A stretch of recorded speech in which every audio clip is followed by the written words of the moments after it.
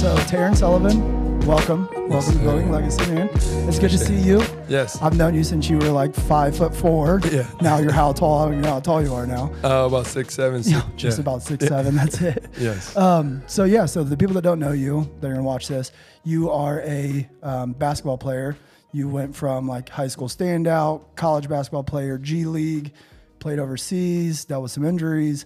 Now you're working on like some brand deals and getting back into like high level basketball. You said before we started this. So if you don't mind, I'd like to kind of give like a little backstory of like what that journey's been as far as just basketball or even before basketball, and then kind of where you're at now, what's going on. Yeah, for sure. First off, I appreciate you having me here. Absolutely. It's dope setup. Excited to hear more of the people that come on and everything, how it grows. But yeah, as far as basketball goes, I actually started in sports a little later than what most kids would. But then once I got involved, I started out in Caro, which most of our generation did that went to Bath. You're saying started out Caro basketball? Yes. Yeah, Yes. playing on Sundays, getting beat down as a little fella. Yes. So it started off Caro Gym, and then I went straight from there, got involved in baseball, teased football a little bit growing up, but didn't really enjoy that too much. Yeah. Just had a natural instinct for basketball and baseball. And then, I didn't really love basketball more than anything. I honestly loved both of them, baseball and basketball, about equal. And I really enjoyed being around friends, and it was all that. And then it wasn't until like I stopped playing AYBT and I started playing AAU. And my first year playing AAU was 7th grade going into 8th grade, I believe. And that was a huge eye-opener for me because I was like, we had our AYBT team for Bath, and we were really good, been together for a while, and then a couple of us went our own ways. And I was like, oh, shit, like, I'm not that good. Oh, like, you're saying like the level of competition everywhere else. Yeah. Yes, and I'm just like, yeah, I have some work to do. So I was like. Were you one of the standouts before that? Yeah. Like on your team? At Bath, I was definitely one of the better athletes. Basketball-wise, I mean, being athletic helped me. Skill-wise, I was still pretty solid. But yeah, it was like around town, we knew I was probably one of the top kids in our grade. Right. But then when you didn't really have a lot of your size then either, though, right? No, because like you were, from what I remember playing with you, you were. Yep, I was short, played point guard my whole life. So then I did AAU. I really enjoyed it. It was fun. Loved going to bigger cities, bigger tournaments, all that. And then going from 9th grade into 10th grade, 8th grade into 9th grade, I had a conversation with my mom. And to this day, like we almost remember it word for word. Pivotal moment. Yes. And it changed my mindset about a lot. And she was like, so what do you want to do? And she was like, well, you're going to college. I was like, okay. The people that don't know your mom, she don't play around. Exactly. And I'm like, well, what about my older brother? He didn't do it. And then like anybody else in my family didn't do it. So I'm like, why me? But I was like, yeah, I know. And she goes, well, we can't afford it, so you're going to have to use sports. And I was like, yeah. And I was like, well, it's either going to be basketball or baseball. Well, we knew baseball doesn't really give out full rides. You have to be a stud to get one. Right. But teams are so much bigger. Exactly. Yep. So I was like, all right, basketball's probably going to be my route. But still, I was continuing to play both. I was dedicated to both.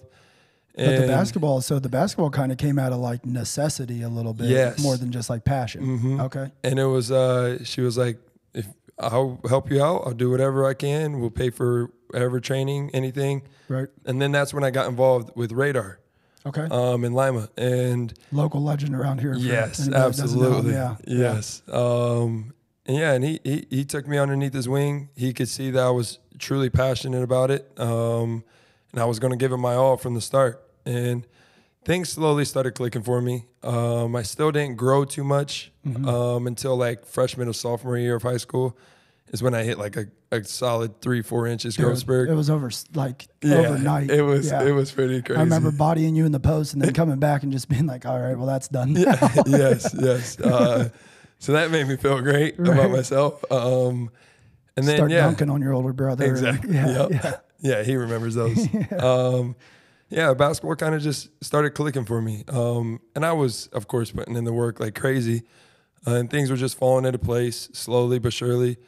And then, like you said, I found my way to Findlay. I had a couple of D1 offers, and I had a handful of D2 offers. And Findlay was actually my last visit. I kept staying in contact with them, but I wasn't like really involved with them. And I was like, I don't really want to go that close. Yeah. And I didn't know their history. I knew they were good. I didn't know the history behind them. So I'm like, I have time. Looking into all these other schools, finally go to visit to Findlay. As soon as we get in the car, I'm like, if they offer a full ride, I'm going. I was like, I loved it. I was like, I really want to go here. And so they ended up offering a full ride the next day, and that was a done deal. Little known fact, I went to Findlay for all of one semester.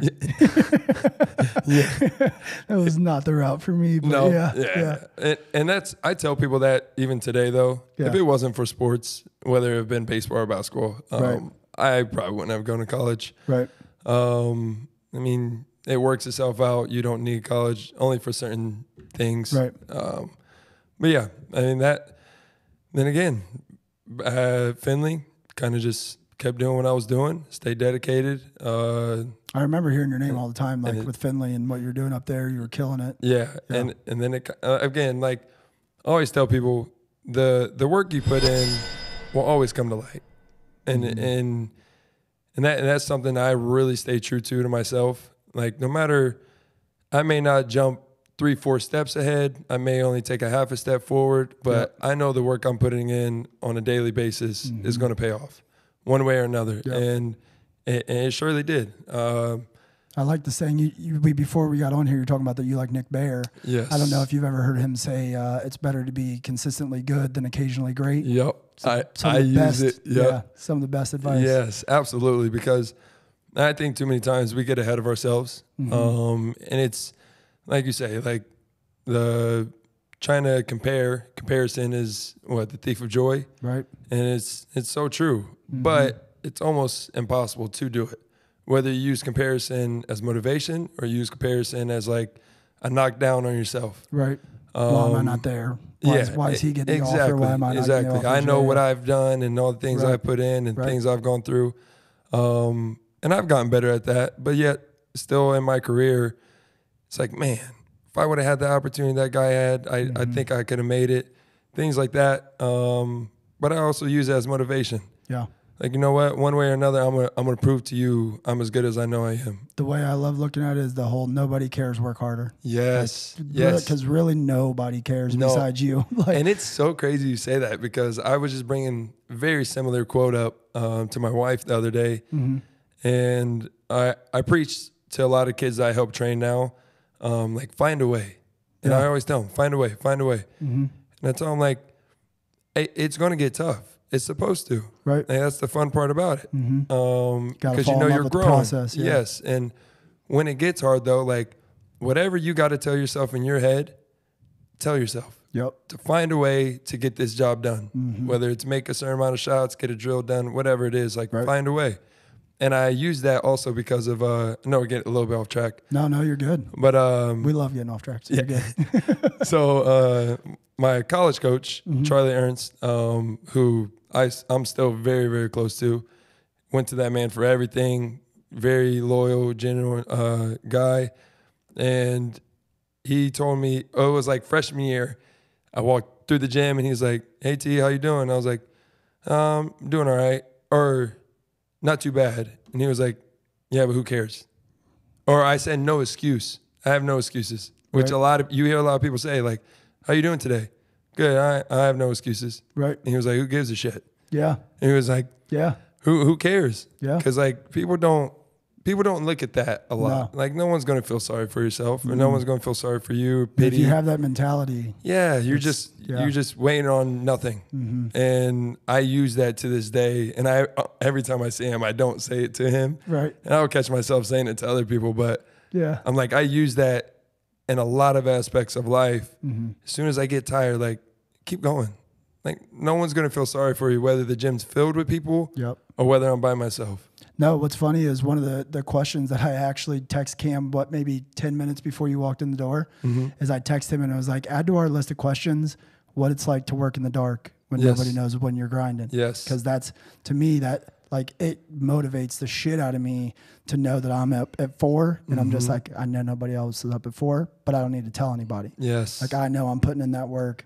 Yes. I know that I'm going on the runs, and like it's so motivating. Absolutely. And I'm the same exact way, and I've been that for a long time. But with like these brand stuff, I have to be a little bit more on social media with certain things. Oh yeah, for sure. And it's a good thing though. That's your work that you did before paying off. And now. I got to get used to putting more stuff out because I'm really not. I love the whole working in the dark. Yep. I love when like you don't hear from me in a while, you don't see me, and then when you do, you're pop like, up on TV. Oh snap! Yeah, like this, he's still getting better. Like he's still working, and so I love that part of it. And I've been that same way. It's a very hard transition. So like part of the reason that we do this is because I have people all the time that ask me, because I'll just try to pop up with a new business, or like we haven't really announced to anybody that we're going to run this 100-miler. Yeah. I love just surprising people. Like I finished my first marathon. I don't think I posted a single thing about it on anything. Yep. And it was like literally one of the biggest moments of my life. Yeah. And I'm trying to get used to like, this could help people. Yes. And I'm not doing it from a place of being like, look at me. Yeah. Because anytime I post stuff like that, which it sounds like you might be the same way, like you feel like you're being... Yeah, you're showing off. Exactly. Yeah. And there is a way to go about it that can help people, that can, get you good brand deals, that can move your life forward and help other people without going at it that way, for sure. And I think that's the whole outlook on it. And I think we're very similar mindset as far as that stuff goes, for sure, because like, we know we listen to a lot of different people, but like don't care what other people's opinions are. But I'm a people pleaser. Yeah, same. So like, even if I don't really care, I still want to make as many people happy as I can. Right. And I hate when people have negative thoughts about me. It happens. It's inevitable, but like I hate it. Yeah. So the same exact thing. Like I need to post it for the people that it could help and will help, and not care about the other people. Yeah. But yet, I still have that little voice in the back of my head, like, oh, like no one cares about it. Yeah. Like no one wants to hear about that stuff. Like stop showing it off. No one. Yeah. But one little thing is that I think about in times like that, and it's so stupid, but it ties in so well to it. Is when Rapid Fire Pizza opened here in Lima, they gave away free pizzas, right? So there's a line out the door. Yeah. When they ran out of pizzas, the people that didn't get free pizza were complaining, and I'm like, dude, they're giving away free fucking pizza. Who cares if they gave away 10 slices? Yeah. But there's always going to be like, how do you complain about a business coming to your community, bringing jobs, and they're going out of their way to give away stuff, and you still have something bad to say? Like, you're never going to please everybody. Someone's always going to find something. No matter what. But anyways, so you went to, we did get sidetracked. So you went to Findlay. That was working out well.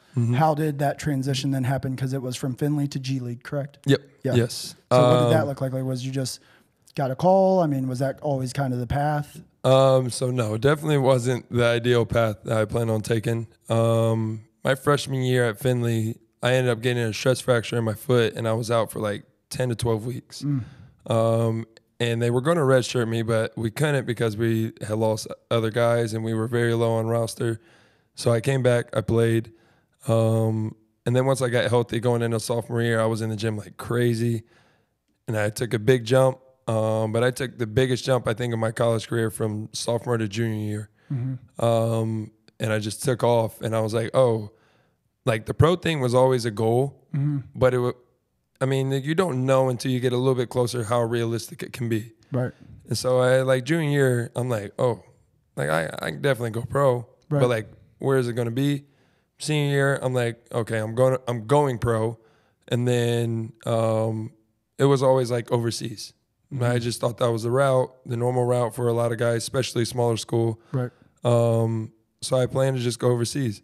Now I got a really good agent at the time, and he was like, "Hey, like, what do you think about the G League?" I was like, "I mean, sure, I'm up for anything." Right. I was like, "Just put me in the door, get me in the door, me and money. Yeah. I'll just do whatever I can for the That's an opportunity." opportunity, yeah. And so the toss up though was so a lot of overseas teams and leagues start before the G League. So if you don't want to go overseas right away and you take that chance, you're almost putting all of your eggs in one basket. You got to kind of make the choice before. Yeah. And I was like, you know what? I'm all in. So we did it. I ended up getting invited to like a G League showcase. Okay. And I think it was only me and one other guy that was the only D2 guys there. And no one knew who I was. Even rest him. are all what, like D1? Yeah. It was all big school guys. Right. And I was like, dude, I was just putting People money you on was your watching March on TV, Madness. yeah. Like I was just betting on your team for March Madness. And I was like, this is dope. I was loving it. We did like some combine stuff, and then everybody got to play 2 games. Okay. I ended up being the leading scorer out of the whole thing. Oh, let's go. Yeah. So 2 games, I ended up killing it. Was that a shock for yourself? Like, did you go into that game thinking like, I just need to pick a couple shots, no, showcase my skills a little bit? Yeah. Like you weren't expecting to go. I'm not a ball hog, but I'm not like a just catch and shoot guy. Right. I love distributing. I love moving the ball, and if I get my open looks, I'll take it. Right. But I love being a team player, and so like it was a huge shock when I got the notification from my agent, and then like I looked it up and all this other stuff. I was like, oh snap! Like I was really going off. Right. And then so at the showcase, it's a whole bunch of NBA scouts and G League scouts and coaches all there. Okay. They're all watching it. And so I did what I was supposed to do in the opportunity. Ended up going from there to getting my first NBA workout with the Grizzlies. Okay. And then I went from the Grizzlies, I want to say it was straight to Cleveland. I believe it was the Cavs. And then I went from Cleveland to Sacramento. Okay. And it was like boom, boom, boom. Like it was from nothing going on. Right. So I'm like, oh snap. Like these are NBA teams. Like, yeah.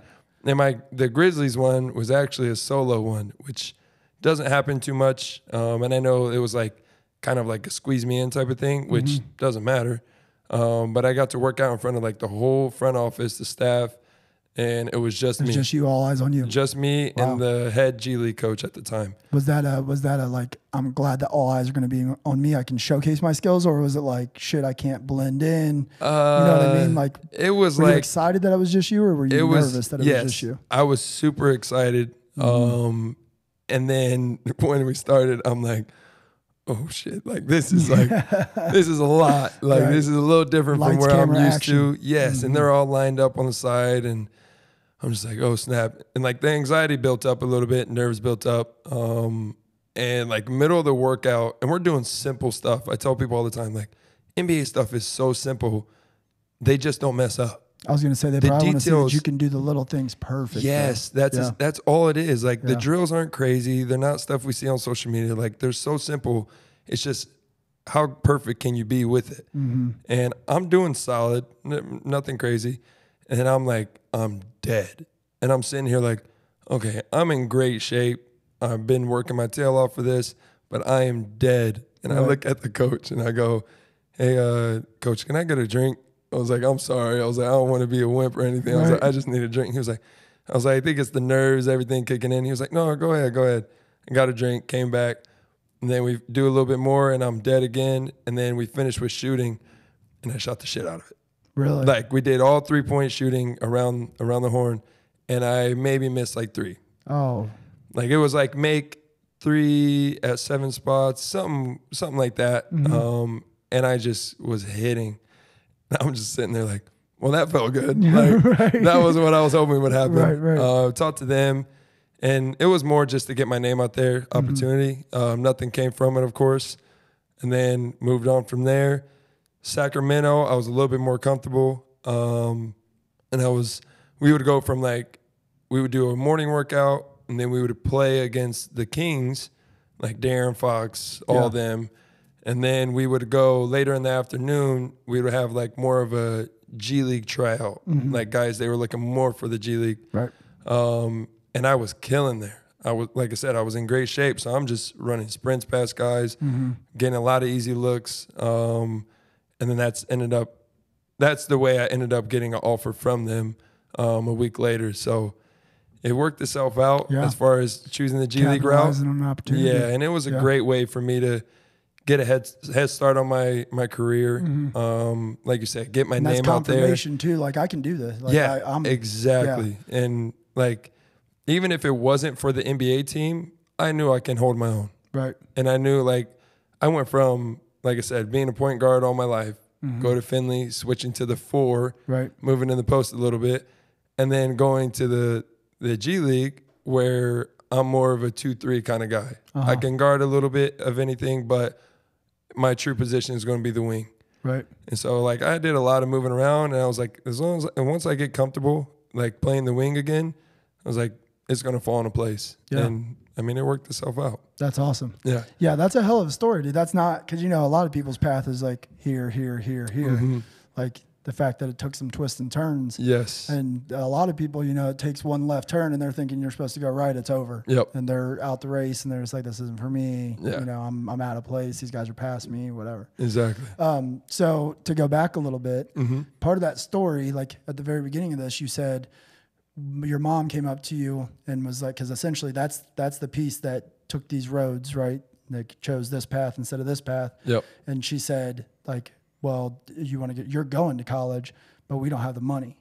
So that definitely hits home for me because like growing up, I definitely wasn't like poor to where the lights were never on or nothing like that. But we never were the family that lived in the big house and all that stuff. And very similar situation. Like I knew that if I was going to go to college, it wasn't going to be because mom was paying for it or like college was always a route. It was always sports. Yeah. So like for me, it was football. It was like, you're going to play football and then you're going to go to college to play football. And it was always NFL was the dream and stuff. And same type of thing was if you're going to do it, you're doing it through sports because we don't got the money to pay for it. Exactly. Is that like a motivator for you? Like, cause I don't want to get too deep into did the family have money? Did the family not have money? But just hearing that to me rings a bell. And like, is that a motivator for you? The money side of it, that like, this is an opportunity that can keep bringing in money and you don't have to worry about things financially as much and stuff like that. Yeah, no, absolutely. And I have no shame about it. My mom did everything raising my brother and I. Right. Like you said, Same. never Single had mom. Yes, Yeah, never same. had to worry. You knew you were going to eat. You knew you were going to have clothes. Like, and we had nice things. Like we live in apartments, but like everything else was We lived as in good a as it trailer, could get. and I had American Eagle clothes on. Yeah. Like, so that just tells you, like, my mom was out there, like, my kids aren't going to want for anything. Yes, exactly. And that's how it was for me, like my whole life. And she still does it to this day. But yeah, like the money thing was always a huge motivator. Like, and my whole dream, and still to this day, it was like make enough money to where my mom could either work how many hours she wants. Right. That's what I would love to do and with this career. Yep. But yeah, like I had friends, like some of my closest friends, that had it worse than me. And it was like, and we all grew up similar, very similar, single household, mother, raising kids. And I was just like, man, they got it worse than me. Like, and I know I'm blessed to have these opportunities to play sports because my mom can afford it. She can get me there. She finds a way. Paying for the cleats and the jerseys and everything. the shoes and they didn't have that luxury. And I'm like, I'm gonna take full advantage of that for me and for them. Like, I want to be able to be the one to give back through sports. Like, you know what? I'm gonna share my experiences with them, all this other stuff. Yep. And then I had the other side. Like, I had friends that lived in the nice houses, in the nice neighborhoods who took it all for granted. And or not even that, but like more of, they motivated me as just like, I wanted that life. Oh, I got you. Okay. So I was like, you know what? Both sides pushed me to stay straight. Right. So I was like, I'm going to just use both of them as motivators. And I'm going to keep my head tunnel vision and I'm going to just keep going. Yeah. And it worked itself out. I mean, I know Dakota Mathias legend in Lima. Yeah. Couldn't stand him growing up. Right. Like we could not stand each other one bit. And as we matured and we became friends, and now we're really good friends. Right. That competitive love. Yeah. Exactly. Yeah. And he was like when I looked at him, I'm like, man, I want what he had. If I had a hoop in my house and all this other stuff, and I'm like, I would be just as good as him. So like he motivated me, and I don't even know if he really knows this. Yeah. But like he motivated me because I always wanted like what he had. I'm like, I'm gonna catch you even if I don't got it. Yep. I was like, I'm gonna catch you one way or It's another. gonna be even better when we're in the same spot and I had to start from here and you started here. Yes. Yeah. And so I use that as motivation. But at the same time, like as I got older, and I all love and respect to Dakota, because as I got older, I realized you can have the whole gym in your house. You can have the gym in your garage. Exactly. People don't understand that. No matter what. Like, oh, he had a hoop in his house, indoor hoop. I'm like, he still had to go Put there. The shots up. Yes. Yep. And like, and look how good he was. So you know he did overtime. Yeah. And I'm like, a lot of people don't put 2 and 2 together when it comes to that kind of stuff. For sure. They just look at, oh, you had this luxury, this. And I'm like, yeah. He still did what he was supposed to do with it. I mean, the gym's open 24 hours a day, and you don't see people in there 24 hours a day. No, they cry about one day of it. Yeah, exactly. Yeah. And so the money thing definitely motivated me. My mom is still to this day my number one motivator. Yeah. Like I have a wife, starting a family, things like that. So like that aspect is going to take over. Oh, for sure. But I'll do anything to hopefully get to my goal of allowing her to do what she wants. Yeah, I try to tell my mom all the time. Like my mom still to this day, like she's in the bar, like she wants to work in the kitchen, and I'm like, I want to get to the point that I want to be able to be like, go sit down. Like you don't have to do anything. But she's just like, I want to. Yeah. And I think, but I want you not to. So. Exactly. And I think that's what rubs off on our parents like that. Like our mom's very similar. Yeah. So like that's what got us with the mindsets that we have now. Right. Like we're go-getters. Yeah. So like that's what you can't expect the teacher or the master to just call it quits. Lay down, just like they're the one that started it all. Yeah. So that's very true. That's a good point. Yeah, it makes sense why their mindset's like that, but it's like in our eyes are like, all right, you did your job, relax. Right. It's my turn. Right. Yeah. Yeah. No, and honestly, like both of our moms definitely, like you said, are very similar. And it is a huge motivator for me because when you're talking about like your friends where you're saying, oh, well, they got it worse than me. I think about from my mom's point of view, like growing up, it didn't click for me. She's 18, like had me at 18, no college degree, no high school diploma, no nothing. And when I knew that she was working at Honda or C-Tex, like these factories, I'm just thinking like, oh, my mom has a job. Yeah. I'm not now that I'm older, I'm like, you were 19 or 20 or 21 and you're working in factories, got a kid. Like, I can't imagine that now that I've been through those stages of life. And I'm like, oh, you got it way worse than I did. Like, there's nothing really I should be able to complain about at this point. Like, your hard was way worse than my hard. Absolutely. And it makes a very good contrast on perspective. And I don't think that, like, so Dakota Mathias, his hards, the things that were hard in his life probably look so much different to us. And we're like, I wish that's what our hard was, right? Yeah. And me and Alexa Miller kind of had this conversation, just everybody's hards look different. It doesn't mean that one's worse than the other by any means. No. But I think when you're coming from a single mom family and stuff like that, and then you become a grown man, I think it's it's one of the most motivating things that can happen. Absolutely. For sure. And it fuels the shit out of me. Yes. Definitely. Yes. So there's a couple things that I really want to dig in on with you, because with you having like injuries, right? And like I said earlier, when things go left and you're expecting them to go right, it's so easy to just shut down the operation and be like, bail out, didn't work out. So what were some of the things like during these injuries in college? Because you've had injuries in college, right? Yep. And you've had injuries after. Yes. Correct? Yes. So can you tell us like a little bit about what those times were like? Because I'm guessing there was some real lows in those points, and what kind of pulls you out of those pits. So the one I mentioned earlier with my freshman year in college, that one was probably the easiest. One of the longer ones I had, but it was the easiest just because like to me I still had all my years left in college. Yeah. Like Nothing was hurt. I wasn't anywhere. Like it was. You're young, bounce back. Yeah, and it was still early. So I'm like, if I redshirt, I have another year, and if I don't, I still have 3 years. So I wasn't as worried with that injury I had. More just frustration, probably. Yeah, exactly. Like because I knew I wanted to help, and all that. That motivated me for sure. But I was just taking my time with it. When I felt healthy, I was going to come back. Right. And then senior year, I actually ended up tearing a whole tendon in my foot. Came down on a guy's foot, snapped my tendon in my ankle, and they were like, "Yeah, you're going to be out 6 to 8 weeks." I came back in 2.5. Oh, damn. We lost a game that we shouldn't have lost to a school we shouldn't have lost to. Ankle, huh, man? Yeah. Like after that loss, I literally looked at my coaches and trainer. I said, "I'm coming back next game." And they're like, "What?"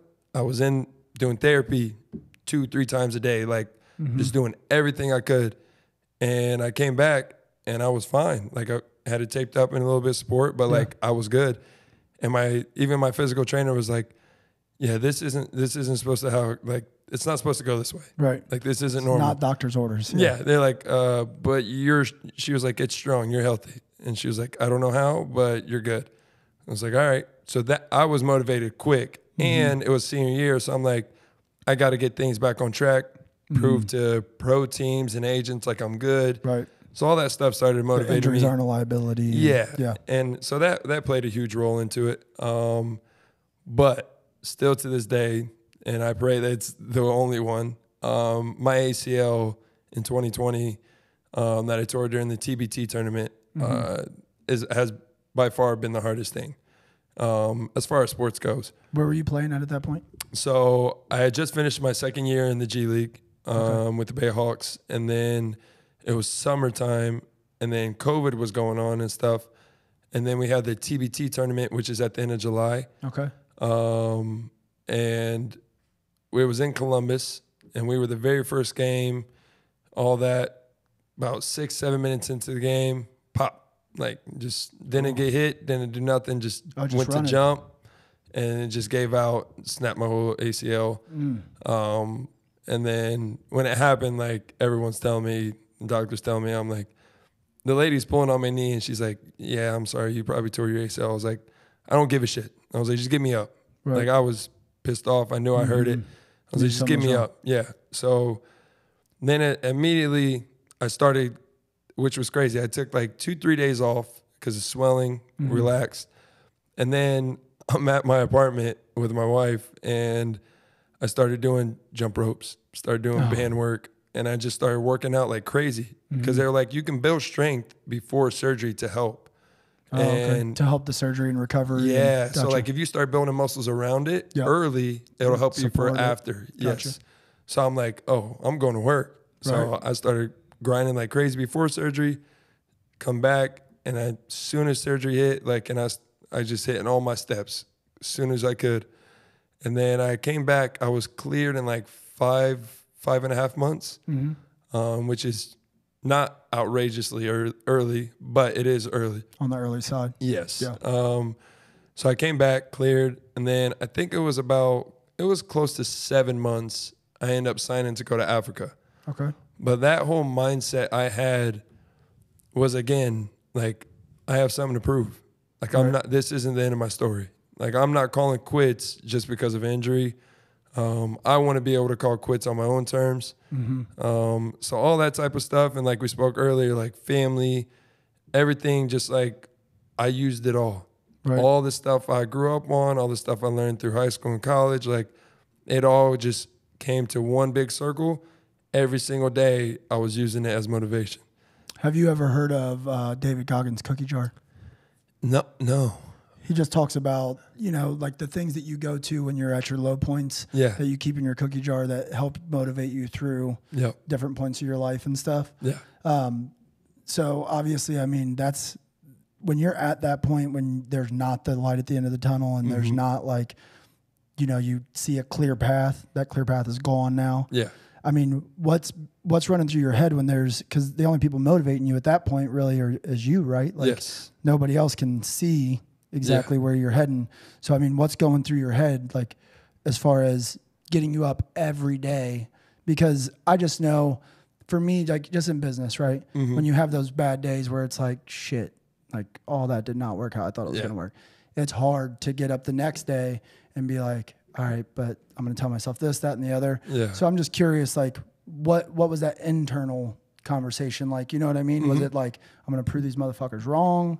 Was it, I got to do this for my family, I don't have a choice? Yeah. You know what I mean? Definitely both of those. My mom, she worked 6 days a week. She probably worked 7 if QP's was open on Sundays. Right. So like using her has always been an easy motivator for me.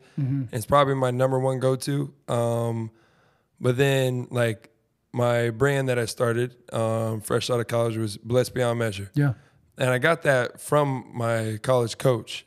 Not necessarily saying, but real quick backtrack. Yeah. His wife is a nurse, some kind of nurse, and she does mission trips. Gotcha. She went to Haiti, and then she came back, and I believe it was like my sophomore year that she came back and like shared with us the experience, the pictures, the videos, all of that. And you're only seeing this on screen, and then you're getting hit with it from her point of view.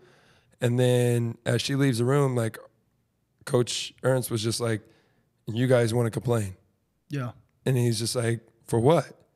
You complain about, oh, practice too hard. Oh, I got to go lift. Oh, I got to go to class. And he was like, you truly don't know how blessed you are. Right. He was like, until you go see shit like this, you don't know. And then you want to sit here and cry about this and that. And that's one thing I'll never, like being coach for me is so easy. Right. I'm never going to complain.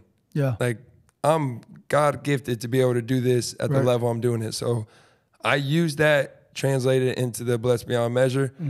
And that's honestly like the whole behind everything. Right. Because and like that's the main driver. Yes, because like I know, like we spoke earlier, like there's always people out there going through way worse, and you don't know it. Right. And some people don't even some people It might don't be show the it person, ever. I was gonna say it might be the person sitting next to you with a huge smile on your face. Exactly. And so like that alone motivated me to just get healthy. And then once I got healthy, get back in the gym. And then I just get back to my routine, staying on the court. But yeah, like just being blessed to being able to not like have the injury, but not being like a career ending injury, and then being able to afford to have surgery, come back, be able to afford like all those things. Thinking about the cliche glass half full, glass half empty. Yes. Just like I'm injured. Yeah. But thank God that I'm injured in a way that I can recover from. Thank God I have the money to get this. Thank God I have trainers around me to do the physical therapy and all that stuff. And like you said, it's cliche, and there's so many of those out there. Yeah. But that's I don't know why they're cliche. I was just it about makes to say no it. sense because like you can use it for the smallest things in life and the biggest things in life, and it makes sense. Well, in the glass half full, glass half empty, like that mindset alone, just having the mindset of being like, I'm going to look at the positive sides of whatever the fuck it is. Yeah. It doesn't matter what it is because there's almost nothing that you can't put that towards. And when you start having that mindset just in life in general, it's not cliche anymore because then you start seeing what it does in your life. And you wake up and you're grateful and you know, your relationships that you have that you're like, dude, my buddy's a fucking jackass. Yeah. But it's like, but thank God he's the guy I can always rely on. Or, you know what I mean? Exactly. Like when you start looking at everything that way, it changes everything else. Yeah. Everything else. And we're all human. Like I fell off a few times. Like it happens. Yep. But how quick can you get back on track? That's the thing. Yeah. And the same way, like you just said, like looking at it at all aspects of life in that ideal order in that way, like it just helps you so much. I always tell like kids I train, like when they get frustrated shooting, I'm like, listen, I'm here. I'm going to keep rebounding. I'm going to keep passing you the ball until you make how many we're making. And they'll get really pissed off. And I'm like, I know you're not missing on purpose. So like, you're only getting mad at yourself because I can care less about how much I run around. Right. It's like, so you're only getting mad at yourself.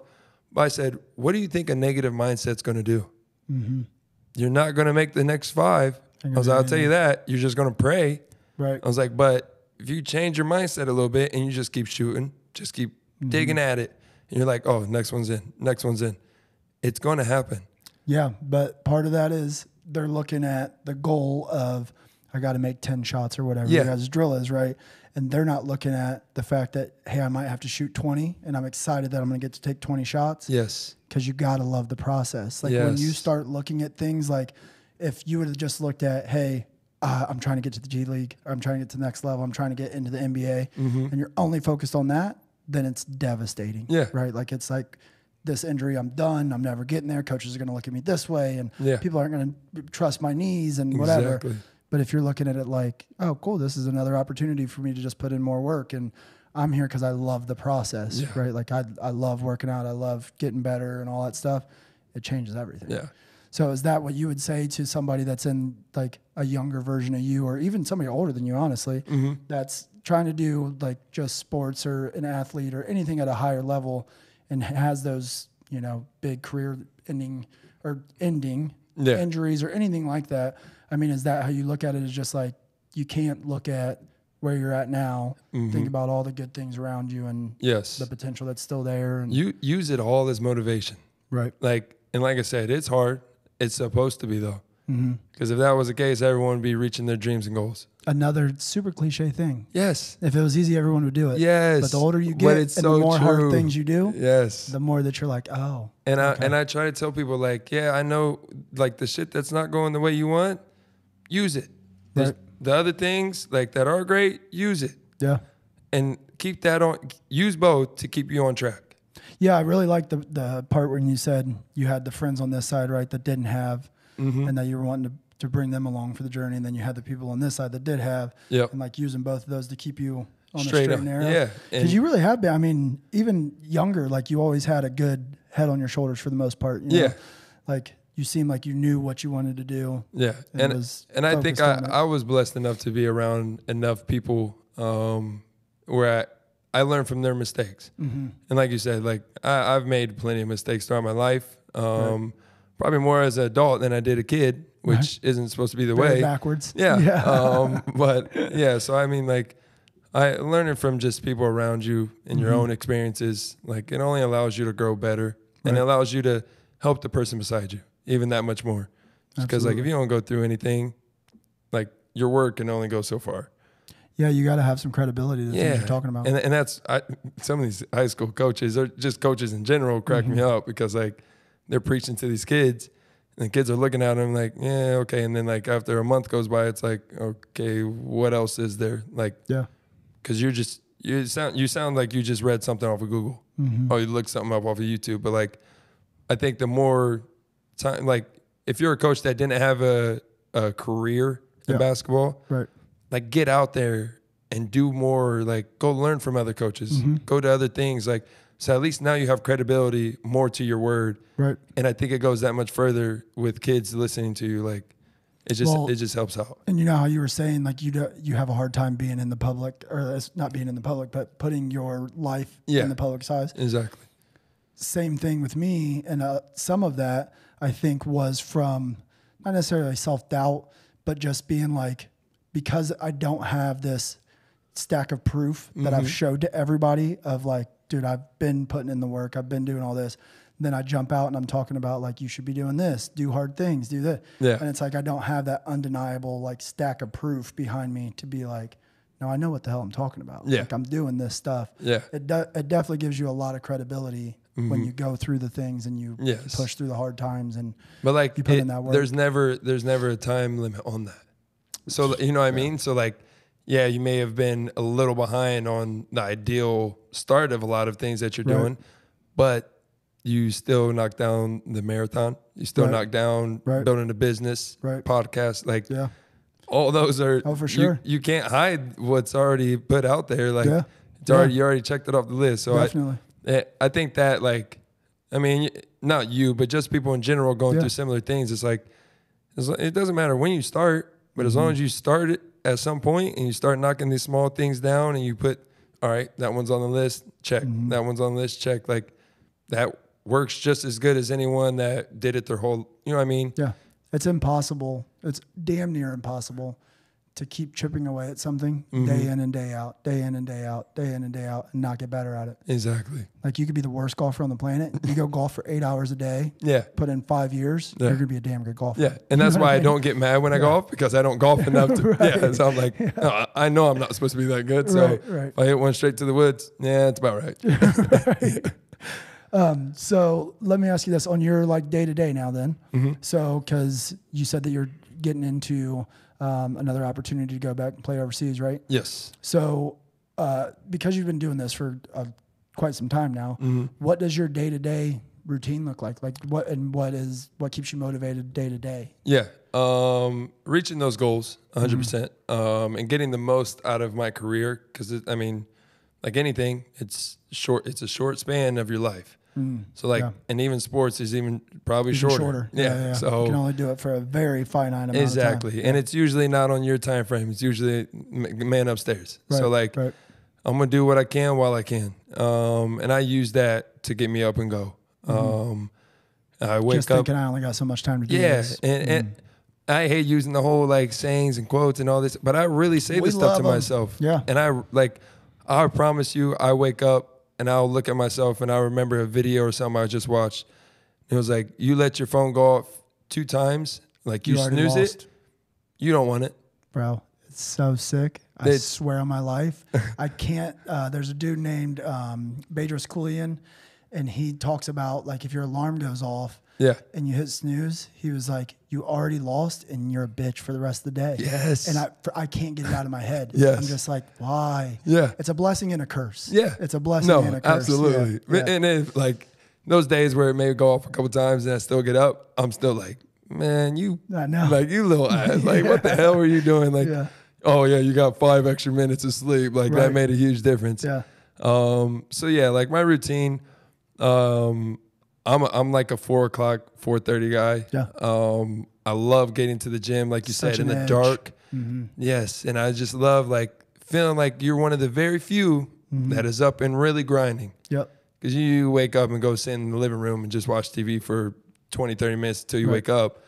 But I love waking up, get dressed, go get ready, and I'm straight to the gym. I'll go lift, usually lift first, and then I go straight from there. Depending on how my schedule looks, I usually go straight from the weight room to the gym. Bang out, even if it's just 30 minutes of shots. Like, it's still, I can make it productive. And that's the other thing. Like, with sports, like, you don't have to be in the gym 2-3 hours to make it good. Like, to me, that's unrealistic because if you have that much energy, you're not going hard. Right. Like, there's no way you should last that long, especially by yourself. Yeah. Like, coach, I was in the gym for 2 hours shooting. Like, what? No. There's no way you were doing that and going hard. Right. So, like, I get in there, be efficient, get what I want to get done, and then I'm out. And I love also doing that now in the summer because it allows me to have a little bit more freedom throughout the rest of the day. Whether it's feel accomplished. Yeah, I got my stuff done. So now if I want to go train kids the rest of the day, I can. If I want to go golf, if I want to go just chill at the house, I can because I checked my stuff off. Is that part of your mindset? Not to cut you off, but is that part of your mindset is like, let's knock off the hard shit first, so it's out the way? Yes, and we both know this because we're both early guys, but like it's harder. That's why not many people do it. Like I have really close friends who are just as successful as me, if not more. And then when I send them snaps, they're like, "Bro, go to sleep. Like, what are you doing?" Yeah, and I'm like, "Listen, if you do it pretty consistently, you'll see how much better you feel about yourself. Yeah, you may be a little tired at times. It may come back and bite you in the ass, but like you feel so much more like positive. You're just you actually have like a real edge. Yes. I actually was just talking to Cam about this last night. Was that last night? Just last night I was talking to Cam and I said, dude, the thing that I feel like a lot of people miss and that gives me an edge, like mentally, is I think about the fact that on the earlier side, people are getting up at what, 7? Yeah. Maybe 8. They're starting work at 8.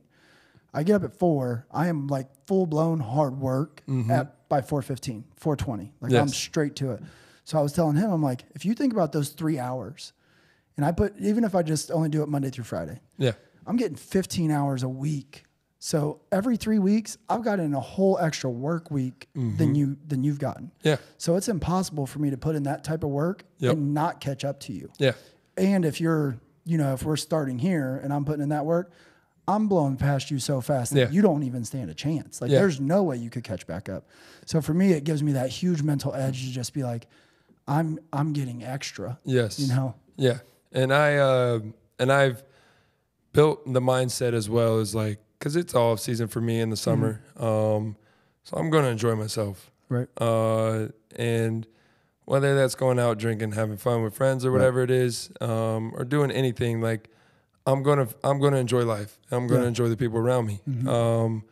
But I tell myself like tomorrow I'm linking up with a few guys I went to Finley with and we're going golfing, have some beers, whatever, go chill after. But like I'm grinding my tail off yesterday, did a whole day today, whole day tomorrow morning. I already scheduled 2 morning workouts at Bath, and I'm gonna like do my workouts before them, and that's at 8. Right. So I'm gonna get all my stuff in before that, then go train them, and then go golf. Like I've always had that mindset. You know what? Live, have fun. Oh yeah, but you better put your work in first. Yeah.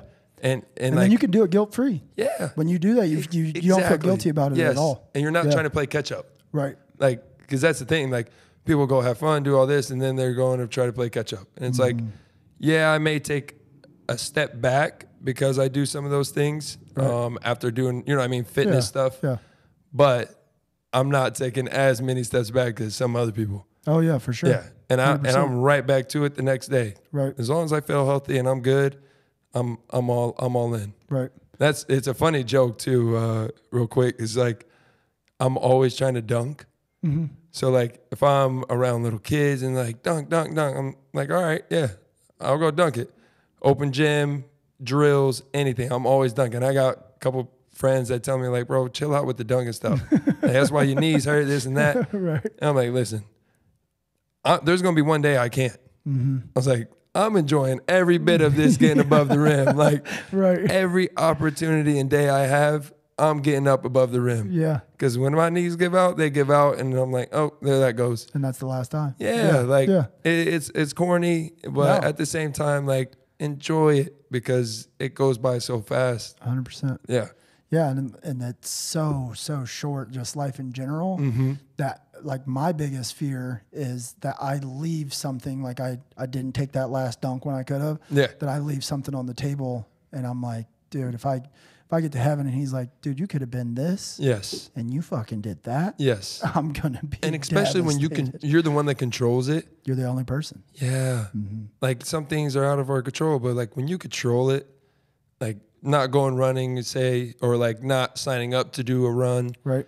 And then you're at the point to where like you physically you can't. And then you're going to be like, damn, I wish I would have did that while I could. Oh, for sure. And it's the same thing. Yeah. A lot of people overlook that stuff. Yeah, 1,000,000% they do. Yeah, it sucks. Yeah. And like I want to shake them and just be like, dude. Yeah. And one thing that we've talked about is like these people want to like overthink and do the whole mental masturbation of like, well, if I'm going to go run a 100-mile race, then I got to do this, and then I got to do this, and I got to do that, and I got to do this. It's like, just shut the hell up. Go take the first step. Yes. And they'll start to compound. Yes. Like if you just get your body moving, and if you just get your mind moving, positive thoughts, whatever it is, you'll build momentum. Yes. You'll start to gain traction over time. Habits that become routine. Routine becomes a lifestyle. Yeah. And then it's said and done. Right. Yeah. And so your routine right now, like getting all that stuff out of the way, do you, with it being your off season, I mean, because in season you probably have your time's filled up. Yeah. Right? And overseas is worse than what the G League is. Oh, really? Yeah. It's way worse. All my overseas guys, they know this. You have 2 days, almost 4 or 5 days out of the week. I was curious what the mindset was like over there. Like, was their work ethic like our work ethic? Or is it harder? Because I can picture a bunch of people that don't have what we have. Yeah. Being like, oh, I got to, Yeah. It's definitely harder.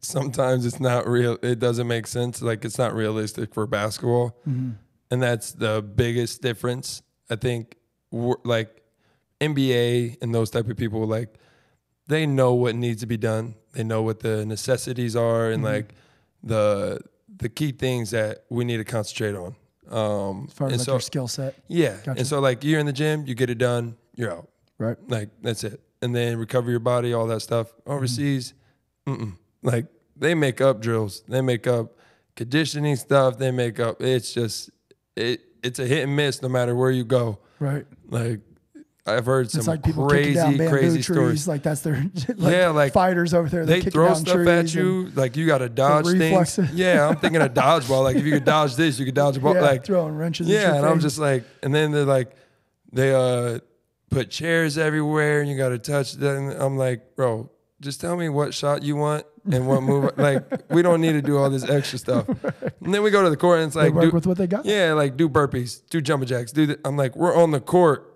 Like, you should have did that in the weight room. Like, what are we doing right now? Right.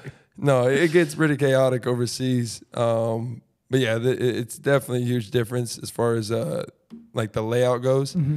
But here is it hard to keep your routine being in, like, a totally different environment? It is. I do the best I can. I don't do the whole early mornings when the season hits. Well, yeah, I'm sure you'd be burnt. Yeah. Like it's just not smart physically. Yeah, exactly. Yeah. So, but I have like one thing I got better in Slovakia was actually trying like be more consistent with yoga.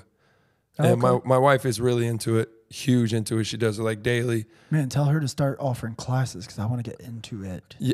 Dude, she loves it. Flexibility and different stuff. She loves it. And it's such a peaceful thing for me because, like, even if I can't hit some of the poses and stuff like that, you just feel that much better. Like, it just, like you said, waking up, check. Right. Like, just finding things that just easily check off the list. And it's just, I really loved it. And I want to get better and better at it, at being more consistent. But that's something, like, I throw in my routine once the season starts. Okay. Food-wise, I try to eat a lot better. Like Slovakia was the biggest step forward for me as far as like in season. I wasn't drinking as much. I wasn't going out. I was eating a lot better. So like I'm definitely going to piggyback off of that going overseas this year. Just because like I realized how much of a difference it made for me physically and more importantly mentally. Just because all the highs and lows, being away from family the whole time, like you need the mental part. Keeps you sharper. Yeah. So that stuff is things I do during the season. Gotcha. But yeah, off season, kind of random for me. Like if I feel good, I'll go play an extra open gym. But no matter what, you're putting in some type of work. Yeah. Right. I like off season is off season for basketball. Yes. But the work keeps going. 5-6 days out of the week, I'm either in the gym or the weight room or both. At least. And then like those other days, I'll go 7 days a week if I feel good. Right. And like I love lifting too. So like I'll go in and just get a good pump just to feel good. And that's how I treat it. Like if my body tells me you're good, go. Like I'm going to find a way to go do it. Do you have that little voice in your head too that's telling you like you could be working out instead of doing what you're doing right now? Absolutely. Yeah. And blessing and a curse. Yes. Yeah. And it's like one of those things because as soon as I turn that off and I say no, and then the day goes by, you little bit like you could have got up and did something. Right. And it didn't have to be anything crazy, but you could have did something. And that's, I mean, and like, so you're a high caliber athlete and you saying like, you don't have to go do nothing crazy. You don't have to go run 15 miles. You don't got to go lift heavy, like do something. Yes. And the people that are sitting on the couch right now and are thinking like, okay, like I got this huge fucking mountain ahead of me. I got to lose 200 pounds. Yeah. I got all this work in front. Just go do something. Yes. Just go do a little bit. Because even somebody that's at that point that they're trying to get to is doing the same thing. Yeah. Like you're doing the same thing. You're having days where you're just like, I don't want to put in all the work today. I'm going to do a little bit. Yeah. You know what I mean? Now, my wife, she helps me out a ton.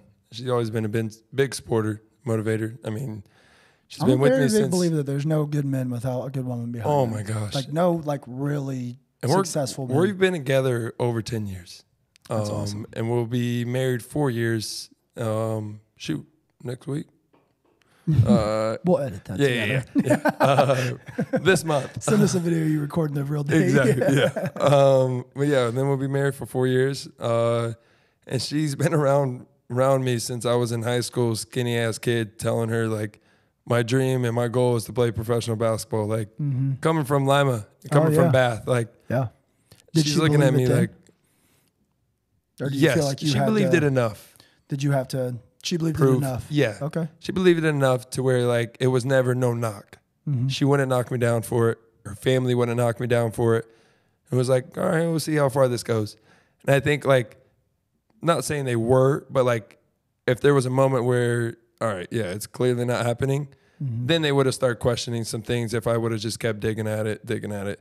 Or if you probably were saying that and then they didn't see any work. Exactly. And that is probably one of the most like eye openers for them when I would tell them. It's just like, oh yeah, he's grinding his ass off for it. So I mean, it makes sense. Like, damn, he really might pull this off. Yeah, no, exactly. Yeah.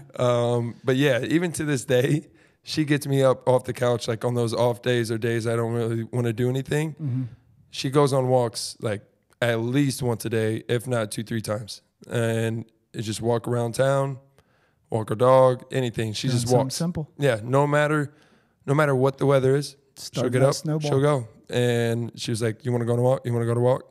And I'm getting a lot better at just being like, "Yeah, let's go." Before I was like, "Bro, I don't feel like walking." Yeah. Like if it ain't working out or doing something, like, no, I'm not walking. But now I'm getting a lot better at it, and it helps me so much. Do you feel like you, and I'm sure I know the answer to this because it's your wife, but do you feel like you would be where you're at right now without her? No.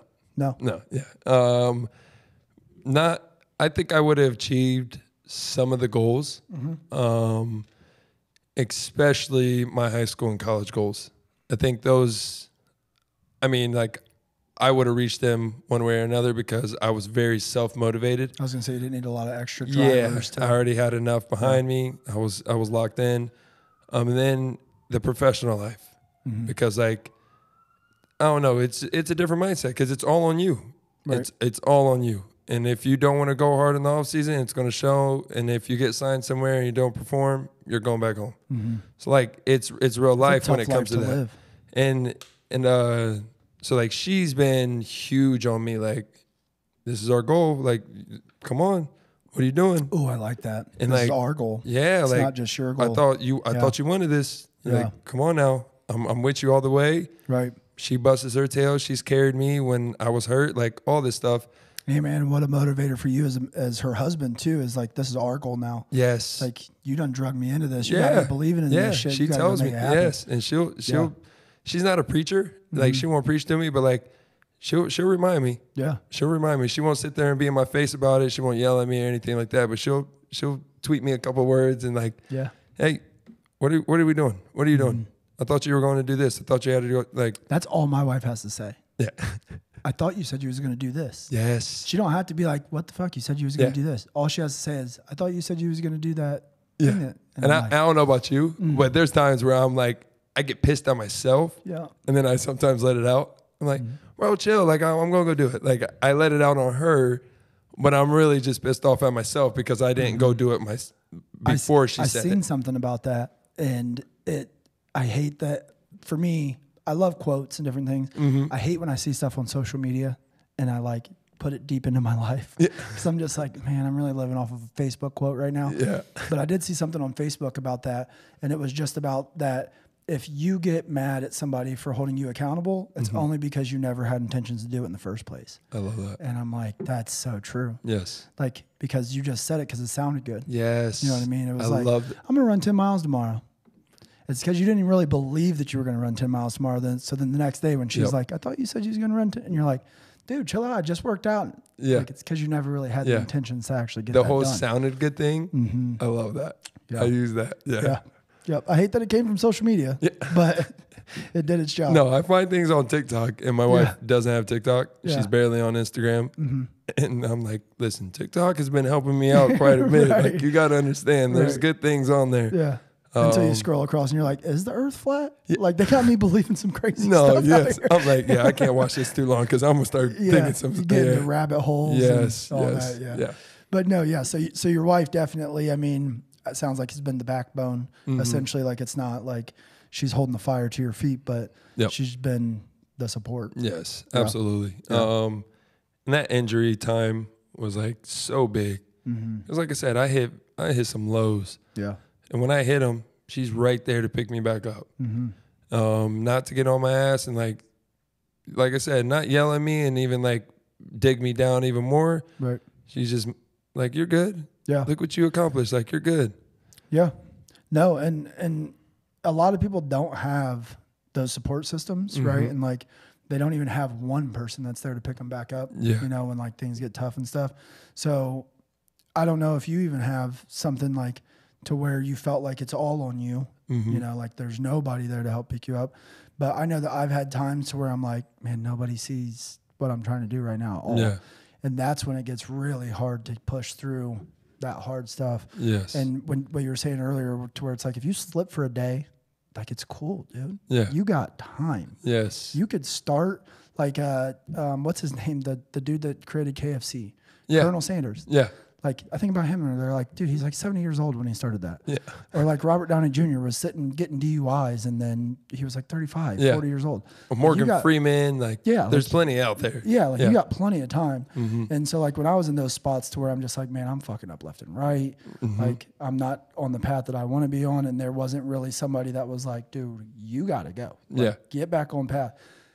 I found it hard to like not stack day after day and then just feel like the hole's getting deeper and deeper and deeper.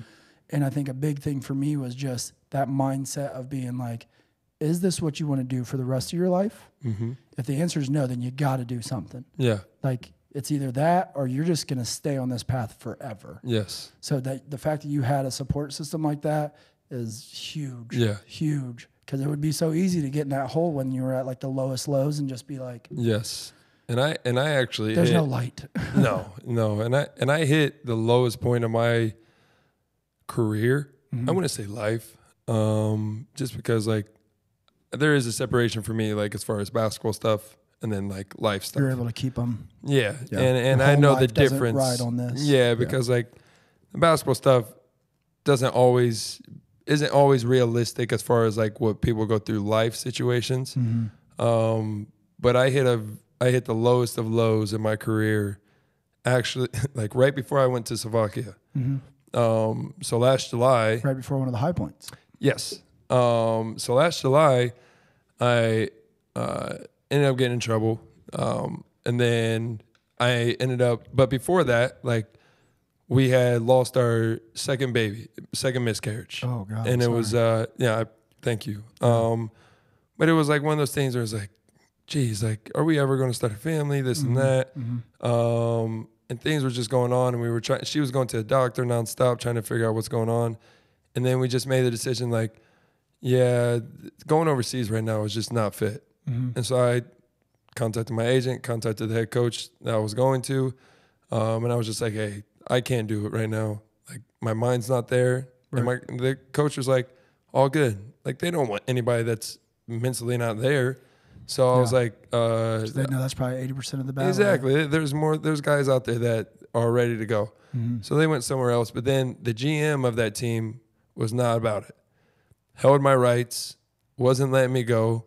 How's your, like you're saying, like was trying to hold you to like a contract? Like, no, you agreed to this? So yeah, since I had already signed, but the coach was okay with it. But since I signed, he had my basketball rights for that year. Gotcha. And whether we come to terms where they just give them up, then I can sign with someone else. Oh, okay. So I'm going through this whole time where he's not giving them up. And then he puts out stuff on social media about me. Like, this is the most unprofessional thing I've ever seen from someone. And like, not even putting any details out there. And he didn't even know like the full details. I was going to say, did they know the situation? I told him it was family situation with my wife. Know. Yeah. Like, get the hell out of my business. Yeah, exactly. Yeah. Like, I don't know you, don't know me. Right. So like it came to that point, and then I'm like, okay, I want to tell you what the situation is so you can actually shut up. But then my agent's telling me not to reach out, just a whole bunch of different things. And it was just getting worse and worse. And then they're like, all right, you got to pay us this amount to get free. Like, with what money? It's a hostage like, situation. Yeah, what money you think I have right now to just toss that out the window? Right. And I was like, when I feel like I really didn't do any disrespect, I told you guys a whole month before I was about to be there. So he had plenty of time. And I ended up just like, I finally was getting that settled. But that whole time, I'm like, if I don't play this year, like I'm done. It's hard enough to come back when you're injured. Mm-hmm. It's even harder to come back when you don't play at all. Right. Like injury is a good excuse to use and then you prove yourself to be healthy. Right. But when it's not that, it's that much harder to get signed. And I'm not trying to go into my 4th year and go play for a team like it's my rookie year. Mm-hmm. Like I already put work in, time in. Like I want to be where I think I should be. So like, dude, I was going through it. And I was waking up in the middle of the night, promise you, go to the living room, and I just bawl my eyes out. Mm-hmm. Like just cry. Right. And I would, wife wake up, what's going on? I'm like, I just don't know what to do with my life. Yeah. And like a lot of people start telling me like, well, maybe it's a sign to move on. I'm like, I don't believe that. Because it wasn't in my control really. Right. And I was like, I You know. weren't able to walk away on your own terms. Yeah. Yes. And I know like God's not gifted me with this ability still and this gift to still be healthy and everything. Right. And then call it quits. Mm-hmm. It's like there's something that doesn't add up to me. Right. I was like, if it was time for me to call quits, I think he would give me a better sign. Or myself would give me like something which would pop up. I'd feel good about my decision. Exactly. Yeah. So I'm like going through it, went back to my college coach, had great talks with him. He actually offered me to be on the coaching staff for Finley this past season. And So offered you even another way out. yeah, and like this is a route you could take if basketball is done. And I was like, you know what, I'll do it. I was like, I thought that would get my mind off of it. I worked 2 days. I showed up for 2 days, 2 practices, and I went back in the office and I was like, Coach, I can't do it. I was like, this hurt me even more. I was like, because being around it, I was like, I'm not done. Like I care way too much. I'm not done playing. Like I want to be on the court. And all that was just, like I said, it was 100% motivating. Right. Because I wanted to get back out there, but I was at the lows. And I had my wife. I have my mom. I have good friends. And your wife, though, at that point, though, it's hard when the main support system for you is also trying to hold herself up. Yes. Because I'm sure, obviously, going through that, like she's hitting lows and you're hitting lows. Yeah. Financially, it's not looking great. Right. Like and so like I hate bringing them into stuff like that when it's on me. Right. I don't like involving them. And then she's like, they're trying to get me to open up, talk about it. I'm like, I can't. I don't want to. Are you more of like a suffer in silence kind of person? Yes. Yeah. And I rather get through it on my own somehow. Right. I love that kind of grit about myself. And I hate making my worries be their worries. Yeah. Even though it is regardless, because they're your wife, they're your family, this and that. But I don't like to do it on purpose. Right. I hate that. So I was really just going through it on my own, trying to grind my way through that low. And like you said, I switched agents, got free from the team, signed in Slovakia, and I did solid. I was strong, healthy, played well, and now I got a great opportunity to go into next year.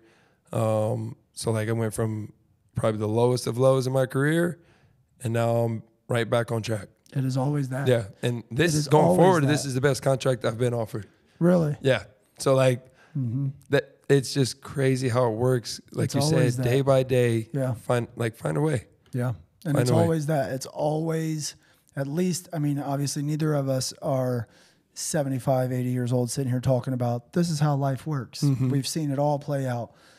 But in 32 years, 100% how it always works is that whole it's darkest before the light. Yep. You know, like it always is the highest highs come right after the lowest lows. Yes. Absolutely. And because I 100% believe that it really is God testing you and seeing, are you ready for this next blessing that I'm about to give you? Because if you are, you're going to push through this challenge. You know what I mean? Yep. And if you get through it, I got something waiting on the other side. But if you cave, then you weren't ready for it. Yeah. Absolutely. And you would have missed out on the best contract that you had to date. Exactly. You would have been coaching, and then the rest of your life probably you would have just been sitting there like, what if? Yep. What if? Yep. Yeah. And that's the worst fear of mine. Yeah. Is I don't want to be 80, 90 years old being like, what if? Yeah. Like, what if that idea that I had was the one? You know, like, Yeah. what if that business that I shut down because shit was getting hard, what if that was the one that was actually going to take off? Yes. And now my grandkids could have been good, but I stopped it just before. Especially because you already have a foot in the door. Mm-hmm. It's that much worse. Right. The what ifs. Yeah. You've seen a little bit. Yeah. Yeah. Mm-hmm. But if the door is never really open, yeah, anyone can say what if about a lot of things. Right. But if you have that door cracked, you're right there and you peek in, and then you don't follow through or you don't go all the way through, like, that's the worst what if. Well, so that's a good question then, I think, is if somebody hasn't had the peek in the door, like, how do you get to that point? Yeah. And I'm not saying that you have the answer. I don't think that I know the answer, but it is hard. And I don't know if you've ever heard it's, I guess, an expression or whatever, but it's a scenario where they talk about a mouse, and that if you put a mouse in a cage and just put cheese on the outside of the cage that they can't see, but they can smell it, they act a certain way. Compared to if you let them see the cheese, then they act they're way more motivated. Yeah. Right. Compared to if you put a cat behind them, then they're even more motivated than they were when they'd just seen the cheese. Yeah. So it's kind of like that same scenario. Yeah. Like if you can see the goal at the end, you know, you're going to be a certain amount of motivated. If you're running from something and your fear is like, I'm scared to death to wake up and wonder what if in 50 years. Yeah. Then your motivation is like here. You're going to hit it. But if you don't even know for sure that there's cheese on the other side, or like, is this really going to work out? I'm curious, and I don't know because I have seen the little peak, you know, a little bit. Yeah. But I'm curious how people get to that point of being motivated when they don't know the outcome. Yes. My opinion on that would be like, I treat this more in the aspect of my relationship with my wife.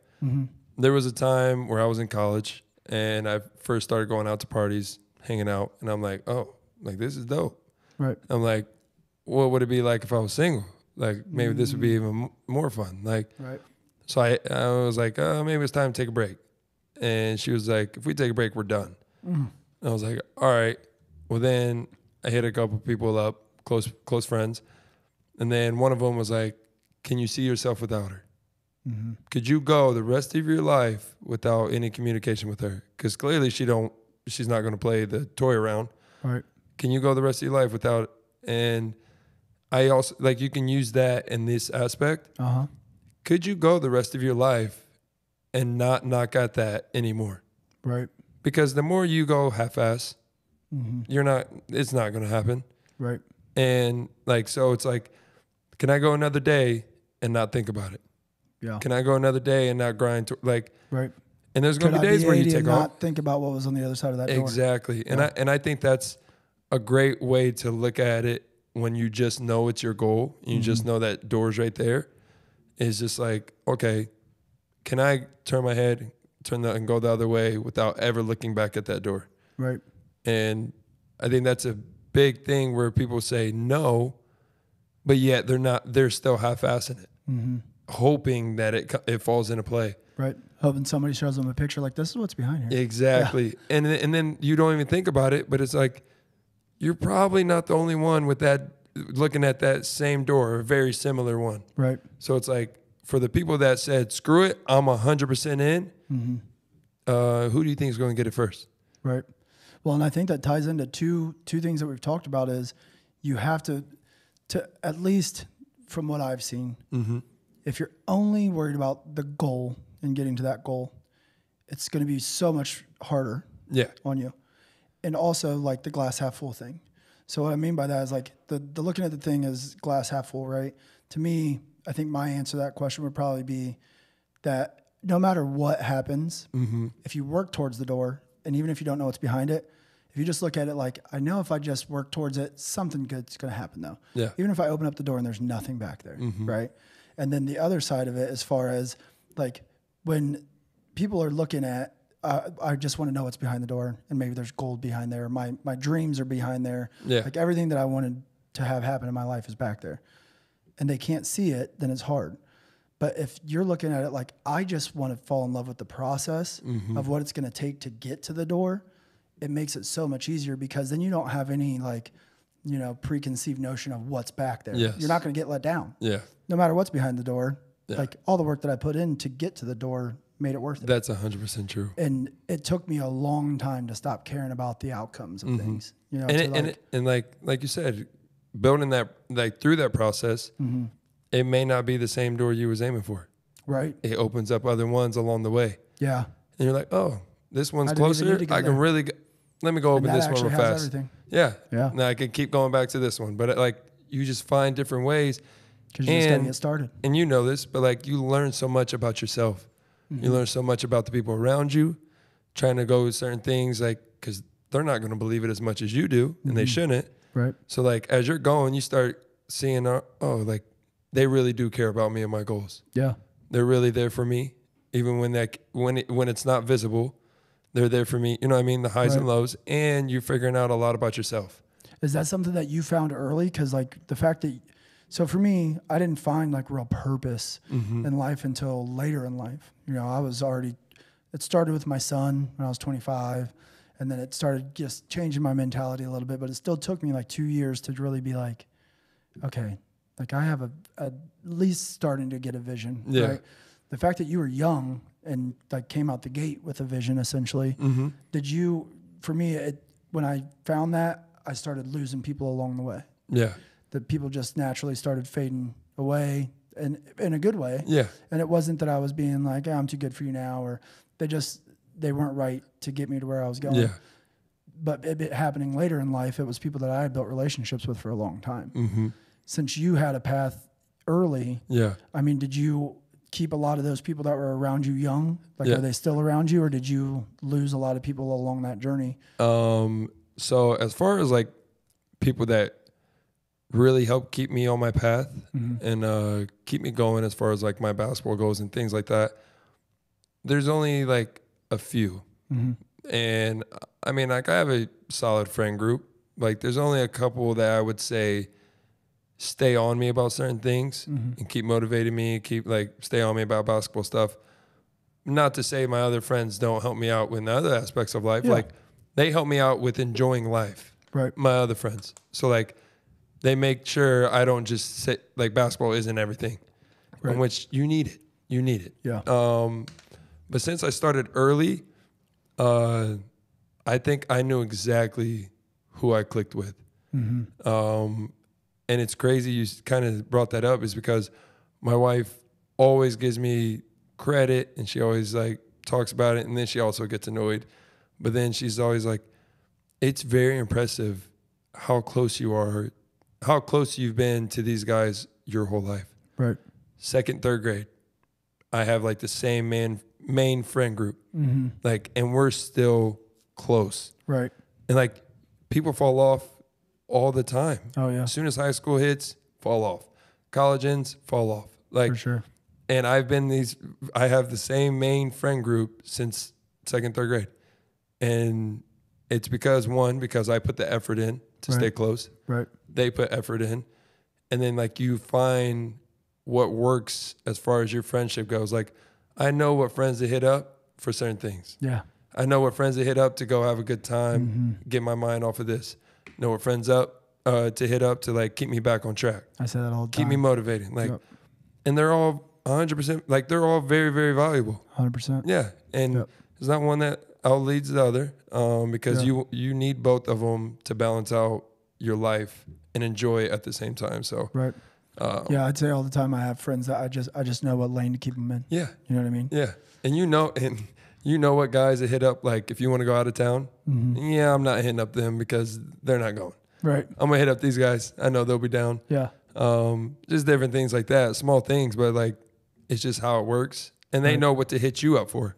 Yeah. That's the same thing. Like you're looking at it from your personal aspect, but like they do the same thing for you. But yeah, having that friend group since I was younger, and I think having my goals early on allowed me to realize who truly was my friends. Yeah. Like, and who truly cared for me, and things like that. So that helped out a ton. Well, and that's like, speaking of quotes and stuff, that's one of those things where it's like, you are who you hang around, you know, and it's like, I do believe that and I don't, because like when I hear that, then it's like, okay, well, if you want to be successful and you want to go be somebody that's doing hard things and pushing themselves personally and your career and all that stuff, then you can't have people around you that aren't doing that. Yeah.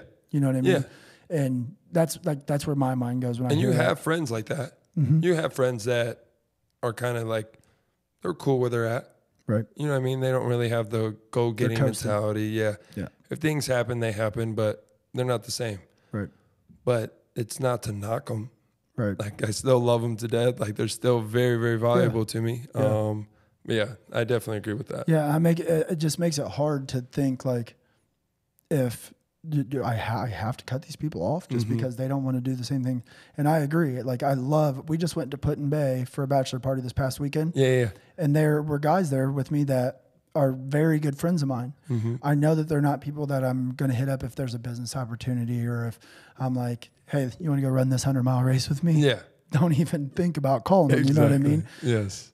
But I said multiple times over this past weekend, this is such a good release for me mentally. And it's just such a good purge of like being around people that I'm not worried about the next thing, and I'm not like pushing myself, and it's not because I needed time to slack. Yeah. It's just like, it's good to reset and be like, life is also about this. Yes. You know, it's about just hanging out with a bunch of buddies, You need the reset button. being on a patio somewhere, drinking, having a good time. Yes. Not thinking about business, not thinking about the next step, any of that stuff. Yeah. Yeah, I agree completely. And it is hard, because there was a time in my life that I started thinking like, I got to cut people off. If you're not ready to hustle and grind and like be on the same thing that I'm on, you got to go. Yeah.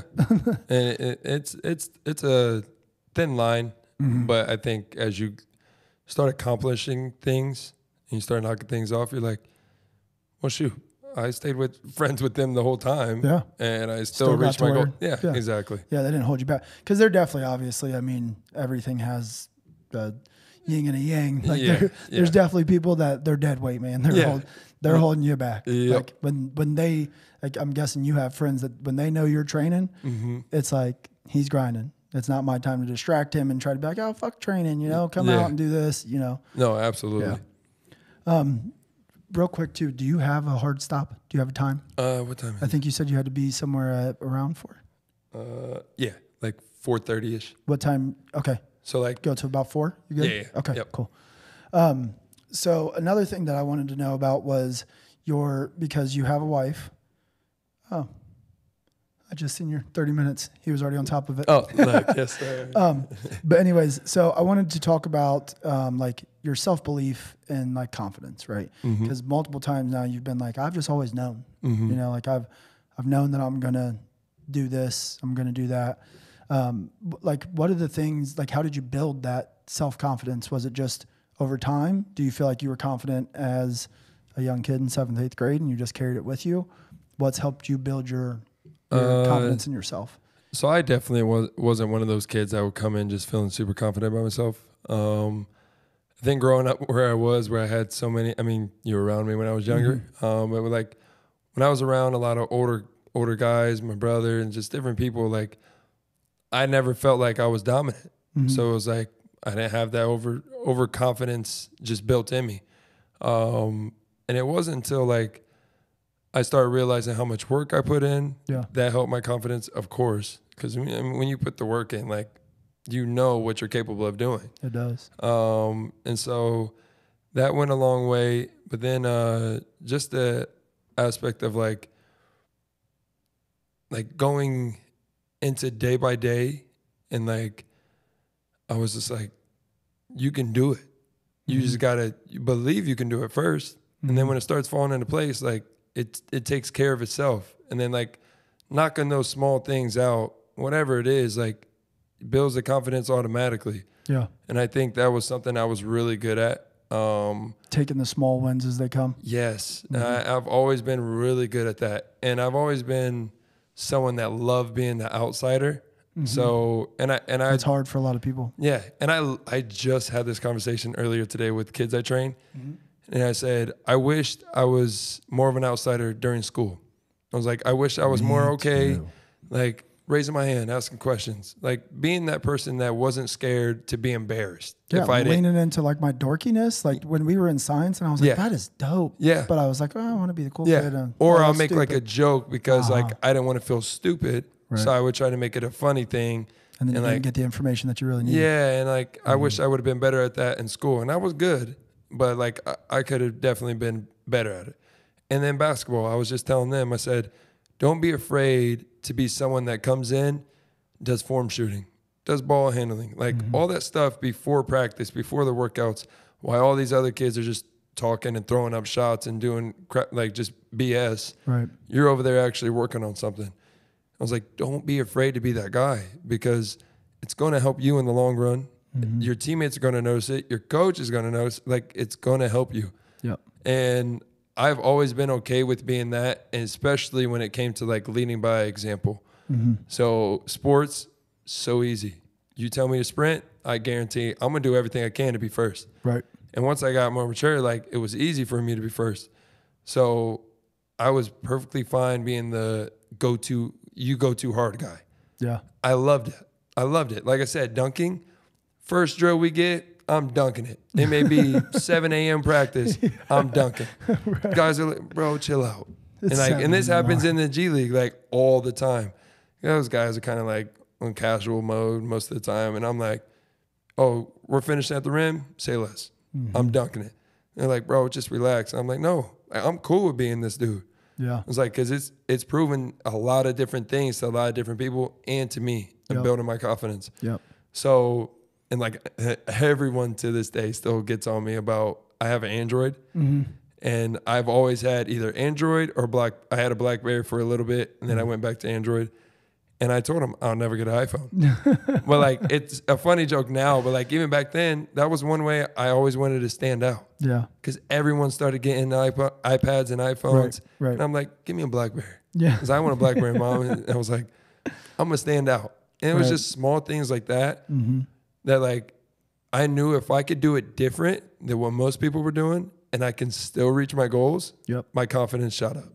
Well, and honestly, this podcast and like the people that we want to talk to, they're the people that want to be in that 1%, right? That's the people that don't want, and even if it's not the 1%, it's the people that just in general don't want the same life that everybody else has. Yeah. They want to push themselves. They want to figure out what's my limits. Yes. Like, what am I capable of doing? And when you start looking at it that way, the things that you're doing when you're, even if it's just as dumb as like a BlackBerry, right? Yeah.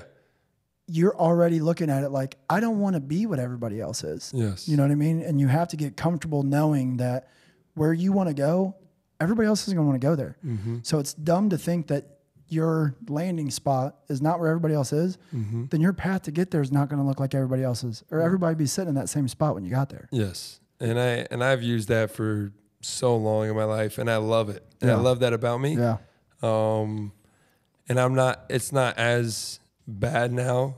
Like I'm cool with just doing whatever because I know who I am. Right. So like sometimes I you go don't with feel the like flow. you have to prove that Exactly. as much. Sometimes just go with the flow. Yeah. But then like when I was in middle school or in high school, I would ride the elementary bus because we weren't getting no car. I didn't have my license until senior year. So I would ride the elementary bus in the morning just to go to school early and shoot at the middle school. And I would put shots up for the whole hour, whatever, before kids start showing up by myself. And then when other kids start showing up and messing around, that got cut off. They stopped allowing kids to come early.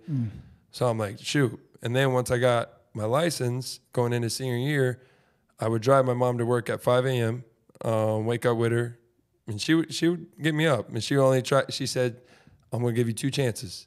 She was like, I'll come up, Taren, I'm getting ready. And then she'll come back, Taren, I'm dressed, let's go. And then if I didn't get in the car, she was gone. Right. And I'll have to go, or I'll like find a different way to get to school. So then I went from, then that was the other thing though. Since we moved out of the district, my senior year, I had to drive. Gotcha. So like maybe I didn't have to go shoot, but I had to get up if I wanted a car, or I had to find a friend to pick me up. Right. So I drop her off at 5, and then I'll drive out to Caro and go work out for, at that point, it was like 2 hours. And then I'll drive to Bath, shower, get ready for school, whatever after. But and was the motivator then that was just of like, I just want to do the stuff that nobody's doing still? Yes. Because at that point, the G League's not in the the windshield. It was like the college goals, but it was the same thing. I want to do different. Yeah. I don't want to be the guy that shows up at the practices, the workouts, where everyone else is at. I want to be the guy where I'm putting work in. You have no idea. Yeah.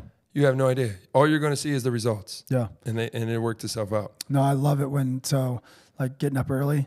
I'll be texting the people on our teams at like 4:15, 4:30, 4:45. And I'm like sending them these messages all fired up. And I'm like, dude, great job last night. Sales look great, yada, yada, yada. Yeah. And they'll text me at like 7:30 and they're like, you're not a fucking human being. Yeah. And I love it. Yes. Like I love being the outlier now. Yes. As far as like, I still definitely enjoy, being part of a group and like all that kind of stuff. But I love when people say stuff like that to me, like, you're not human. Yeah. Or like, that's ridiculous, dude. Like, you got to sleep at some point. Yeah. Like, that type of stuff fuels me now. Yes. Because I wanted to be the outlier. I wanted to be different in the fact of I wanted what other people didn't have because I wanted the most out of myself. And I'm loving seeing, like, okay, these little things that I'm doing. Yep. I'm getting up early. I'm going to shoot before everybody. Yes. They're all paying off. Yes. Like, I'm seeing it trickle down in all the aspects of my life. And doesn't it feel so much better the days like you have a full day and people are with you, like people know what your day looked like or whatever, and it's a late night, you still wake up at 4 o'clock. Yep. You send out a text, snap, whatever. You remind your friends, like, I still got up. Dude. And they're like, what the what are you doing? And I'm like, yeah, I'm about that life. You just went to Put in Bay for this bachelor party, right? And I'm like in bed by 10:30 because I'm up early. Yeah. We stay up the first night, the Friday we get there, we stay up till 5 a.m. Dude, and I'm not used to that. I got up at 4 the day before, and like I was late to golf because I had to go do PT. So I'm late to golf already and all this stuff, right? So that already was like, look, you guys can go to golf. Yeah. I'm gonna finish PT because like it's on the schedule. I'm set. Yes. So they already were like, dude, just get PT, and I'm like, that's not happening. Yeah. But anyway, so we stay up. At this point, I'm up 24 hours or whatever it is. At 10 o'clock in the morning, everybody's getting back up, moving around, whatever. I get up and I'm like, I gotta go for a run, and they're like, you're kidding. Yeah. And I was like, I'm dead serious. Like I gotta go for a run. I gotta get this toxins out of me and just get myself feeling better or whatever. Yep. So I went for like a 4-mile run and I got back and they were just like, what the fuck, dude? Yes. They're like, you really ran? I was like, yeah, here you go. Check the watch. Yep. And my one buddy though, this is why this stuff is so addicting to me though, honestly, like outside of everything else, the money, the whatever else comes with it. One of my buddies from that trip texted me Monday, I think it was. And he said, dude, I really owe you one. And I was like, what's up? He said, watching you get up and run after we just did all that gave me huge motivation to get back in shape. I just ran 1.5 miles with my daughter in a stroller. Like my lungs are killing me, but I'm so happy. Like I just appreciate you doing that. Yes. And I'm just like, and that's not why I did it. Obviously it wasn't to be like, look at me, you guys could be doing this. It was just like, I got to go to work. And it feels so much, those feel better. Like when they accidentally happen, so like the motivation stuff. Yes. Yes. And it's people you care about. Yeah. People you know personally, people you care about, like you love to see them win. You love to see them feel good. Like, so when that just accidentally pops, like just happens on its own, you're like, oh yeah. It's a huge bucket of gives gas you another on the fire. step, like gives you another step ahead. Like 100%. Yeah. Cause then I'm thinking, like I got to keep grinding because there's somebody else that this is going to pull in. Exactly. Like this is going to trickle down to somebody. Yep. And like even my son went for a mile run. He's 7. He went, I was like, I got to go for a run. He's like, I want to run. I think I was doing 5 miles or something. And he was like, well, I'm going to run. I was like, dude, 5 miles, bro. I don't know if you should do that. And he was like, well, let me try. And I was like, you're right. Like, let me back off. And even hearing him say that, I was just like, see that mentality? Like it's dripping into. He got it from someone. Yes. Yep. And he did though. He went and busted out a mile. And then he went back and got his bike, but he finished the rest of the run with me, but on his bike. Yeah. And we were at Frope Park, the huge hill. And my house is right by there. So that's always my finish point is that freaking big hill. He was riding up and his little legs gave out. And I was like, you want me to help you with your bike? He was like, I got it. He got off and was walking his bike. I'm just like, that's the stuff that's addicting to me. Yes. Is seeing that work that you're putting in when nobody else is watching. Yep.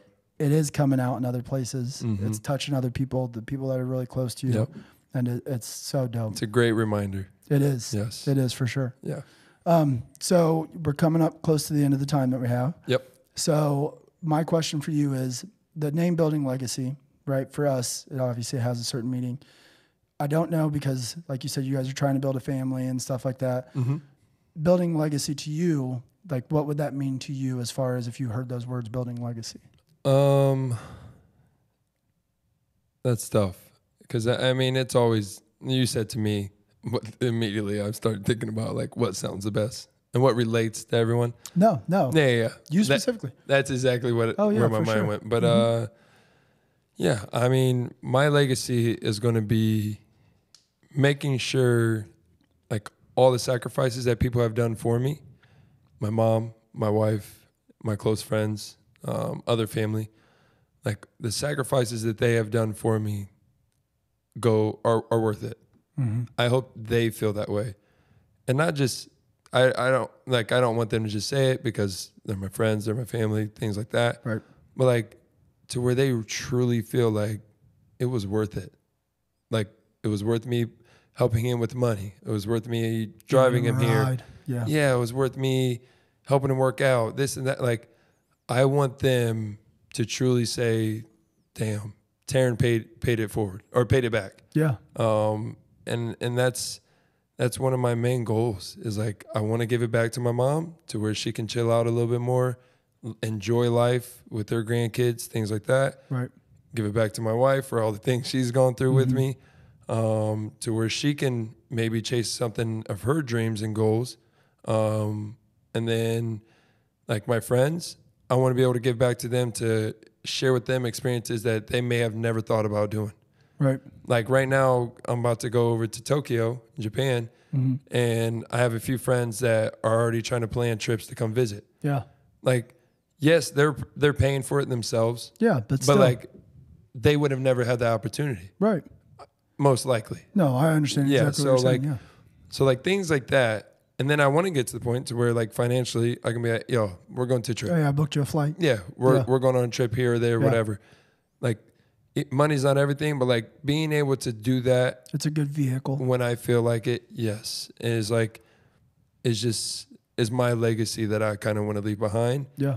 As far as that stuff goes. And then also prove to everyone it doesn't have to be the picture perfect layout for you to be able to reach certain goals. Yep. And there's been more than enough people out there. Yep. But for new generations, new kids that can relate more with me than older people, things like that, that know me personally, it's easier for them to be like, oh, shoot, Taren just did it. Yeah. I know Taren. Like, he trains me. I just watched him do it. Like, right. Things like Makes that are like relatable. what I would love to leave behind. Yeah. And the fact that the path doesn't have to be straight through. Mm-hmm. Like you can literally go like this, back forwards, go backwards, give it up for a year, get back into it. Yes. And you can still get to the same goal. Yes. Last question for you, because I'm curious, just if when people say that they like quotes, I'm curious if you have one quote that you feel like it's like stuck with you the most, or even if it's not like your whole life, one quote that right now today kind of keeps you, it stays on the top of your mind. For the longest time, it was Eric Thomas. It was his number one quote, which was like, gets me fired up. I love him. Gets me fired yes. up. When he was like, if you want it as bad as you want to breathe. Yeah. That was like my go-to for the longest time. I love when you say that. And then my next one, which is also his, which I ended up getting tatted on my arm, is I can, I will, I must. Yeah. And I tell myself that like a lot of times. And I tell people like the whole blessed beyond measure stuff, the whole, I don't like just using sayings just to use them. Like live them. Yeah. Like really live by them. It's just like music. Like everyone listens to music, but like, are you really listening to what they're saying? Right. Like, and there's a lot of things you can get from certain music. Words hold an immense amount of weight. Yes. And when you internalize them, yes, they can do amazing things in your life. And I was just telling the kids I was training today, like, encourage each other. When we're shooting and doing all this, like, I shouldn't be the only one talking. You guys are teammates. Right. Like, encourage each other as you're going through. I said, you guys have no idea how encouraging words are, especially coming from people you know. Yeah. And so I was like, my whole go-to quote right now is, I can, I will, I must. I love it. And Eric Thomas is one of my favorites. Oh my gosh. Yeah. He was he was from the makes me start. feel like I could run through a wall. Yes. Yes. With the hat and everything, like sweatsuit, got the J's on. I'm just like, he's just so casual about it, but then he's just so straightforward too. But he lives it. Yes. He puts in the work. And look at his path. There's no reason that he has to keep doing the things that he's doing to keep pushing for more. And he keeps pushing. So he's allowed to talk about pushing. Yes. Pushing. Exactly. Yeah. Yep. That would be my go-to. Okay. Yeah. So I want to share mine with you. Yep. So this is one that the first time I heard it, like it literally took my breath away almost. So it was, you're the one that wanted to eat. Don't complain when your plate's full. Because with us having so many like things going on in our hands and so much stuff and families growing and trying to give everybody time and attention and, each business and bringing on new people and all that stuff, it gets to the point that I'm like, oh my God, I don't have another second to give to somebody. Yeah. And then I think about that and I'm like, I remember when I was sitting at home and I literally took out my phone at least probably 15, 20 times in a row. I was just like, how could I make X amount of dollars? And I like broke it down like, all right, this many per day, this many per second. How can I go about doing X, Y, and Z? And I'm like, you're doing it.